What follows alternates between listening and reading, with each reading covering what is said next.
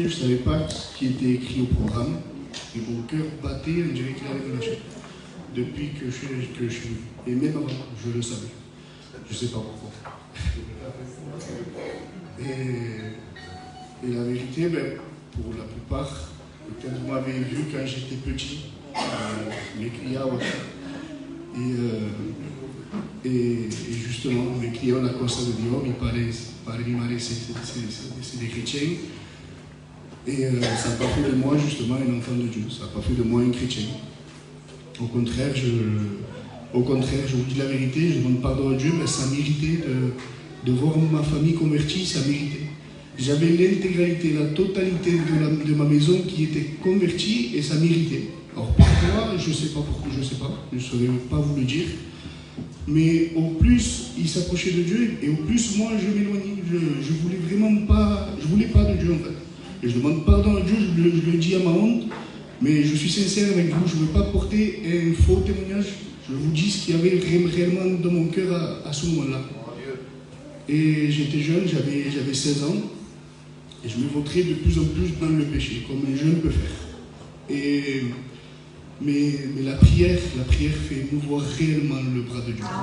Et on a un Dieu qui réellement, qui écoute. Il est attentif à nos prières.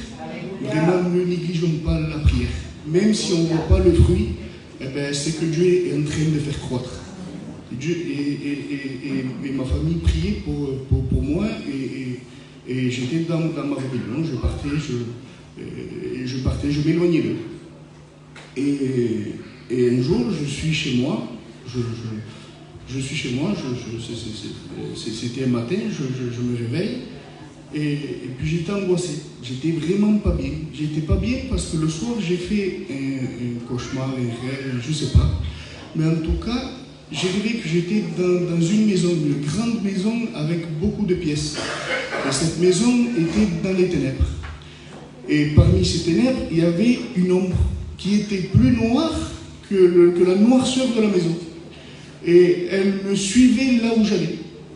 Et moi, qu'est-ce que je faisais? Je fuyais cette ombre et je m'enfermais dans des pièces. Et je passais d'une pièce à une autre et je voyais tout le temps qu'elle me suivait et je ne comprenais pas. Et dans cette pièce-là, je vois une autre pièce semblable à un coffre-fort de banque. Je rentre dedans, je m'enferme et là, c'était vraiment les ténèbres les plus profondes. Et je me mets au milieu de cette pièce, et dans mon cœur, je me dis, c'est bon, cette ombre ne pourra pas passer, et là, je suis en sécurité. Et en dessous de cette porte, j'ai vu l'ombre passer. Et quand elle est passée, je me suis réveillé. Je me suis réveillé, et je ne sais pas, je savais que j'étais en proie à l'ennemi. Et ça angoissait mon âme, ça me troublait. Et ce que je fais, c'est que j'avais 16 ans, je vais voir ma mère et je lui explique, maman, regarde ce qui m'arrive, je me réveille, je suis vraiment pas bien. Et moi je me disais, c'est un rêve, normalement un rêve, on se réveille, et c'est bon. Ben là non, ça poursuivait, cette angoisse, elle faisait que croître. Et ma mère, elle me dit, écoute, tout ce que tu me dis, eh ben dis-le au Seigneur.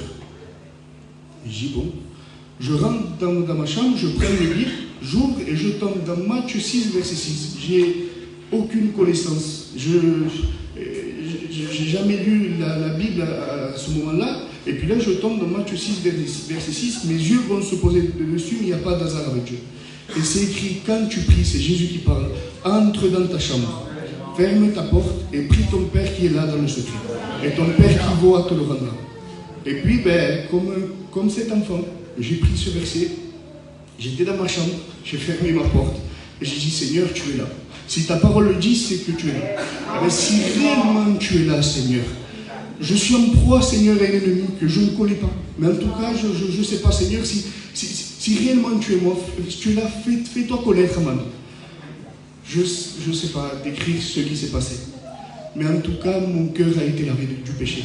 À ce moment-là, je suis tombé, j'ai commencé à pleurer de joie. Il n'y avait plus d'angoisse, plus rien du tout. Mais je savais que le péché avait été pardonné. J'ai pris tout ce qui m'attachait au péché. Je vous demande pardon. Même à cet âge, je commençais à fumer. J'avais cassé les cigarettes. J'avais tout abandonné d'une minute à une autre. J'ai tout abandonné. Tout ce qui me souillait, je le retirais. Et puis là, ce jour-là, je sors de ma chambre, Eddie est fou, en train de dire que Christ m'a pardonné. Et puis j'appelle mon frère qui était au travail et je lui raconte. Et d'ailleurs, pendant 24 heures, je n'ai pas réussi à arrêter de pleurer. C'est ça coulait tout seul. Et je disais à mon frère, Juan, j'ai besoin d'écouter la parole de Dieu. Je ne comprenais pas ce sentiment, mais comme un enfant, maintenant je comprends bien sûr qu'un nouveau-né a faim et a besoin de boire du lait maternel, et bien ainsi j'étais comme ça. Et je dis, Juan, amène-moi à une réunion, et on va chez Falquito, c'était Juan qui prêchait, il a prêché peut-être 10 minutes. Et en tout cas, ces paroles, ils sont restées ancrées dans mon cœur, parce que je disais, Seigneur, si c'est vrai que c'est toi, ce qui m'arrive, parce que je disais, Seigneur, je deviens fou, c'est pas possible. Je dis, Seigneur, si vraiment c'est toi, dis-moi-le à travers ton serviteur. Et puis le serviteur, il prêche le message de la croix. Et il dit, ben écoute, si aujourd'hui tu es rentré dans ta chambre, que tu as prié le Seigneur, et que tu as ressenti ce pardon, eh bien tu peux t'appeler fils de Dieu. Et voilà, depuis ce jour, il y a eu des hauts, des bas. Chaque fois, je demeurais infidèle, je demande pardon à Dieu, mais tu es toujours fidèle. Et j'avais quelque chose à cœur, à vous dire. Et je prends une minute, j'avais quelque chose à dire. C'est que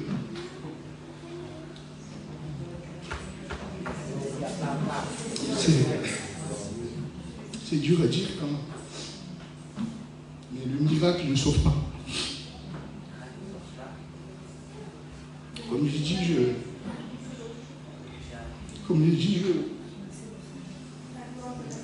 ne vais pas être un faux témoin. Je vais dire comment réellement ça s'est passé et comment Christ est heureux. Ma vie, c'est... Je me suis marié, j'ai fondé mon foyer, et puis respect que je vous dois, j'ai eu 2 enfants. Et j'ai eu le second enfant est né à l'âge de 2 mois. Quand il avait 2 mois, on s'est rendu compte qu'il avait un problème dans les yeux. Et puis il est né et les docteurs ne me le disaient pas verbalement, mais me faisaient comprendre qu'il était aveugle.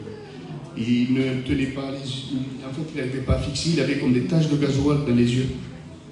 On aurait dit des flaques de gasoil. Et Dieu a opéré un miracle. Dieu a opéré un miracle à travers une réunion qui était là à faire par hasard. C'était Christ qui avait œuvré. Et je le passe vite, mais c'est pour que vous compreniez. Christ a œuvré et a fait voir mon enfant. Et je rends grâce à Dieu. Mais je dis ça, pourquoi le miracle ne sort pas? Parce que ce même enfant, mon fils, il a mis 7 ans à marcher. Il est reconnu handicapé, il ne pouvait pas marcher. Christ a œuvré à travers une imposition des mains et il a fait marcher. Je vais vous dire quelque chose, je rends grâce à Dieu pour ça. Et mon cœur est rempli de joie. Mais quand lui, il a été fidèle, qu'il a mis ses mains là où l'homme ne pouvait pas, eh bien moi j'étais infidèle. Alors si tu peux dire réellement d'attendre un miracle pour te donner à Dieu, n'attends pas. Le plus grand miracle que j'ai vu de ma vie, c'est ma propre conversion. C'est quand Christ a pardonné mes péchés. N'attendez pas des miracles. Bien sûr que Dieu guérit, Dieu sauve, je l'ai vu et mon fils est témoin. J'ai les vidéos pour vous le montrer. Mais ce n'est pas le plus grand. Le plus grand, c'est que Christ pardonne vos péchés. Que Dieu vous bénisse.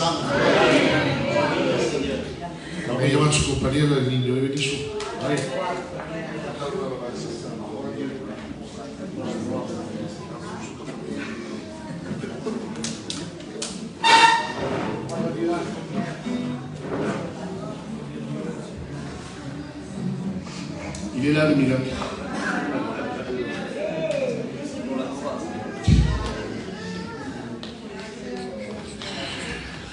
Dios lo bendiga.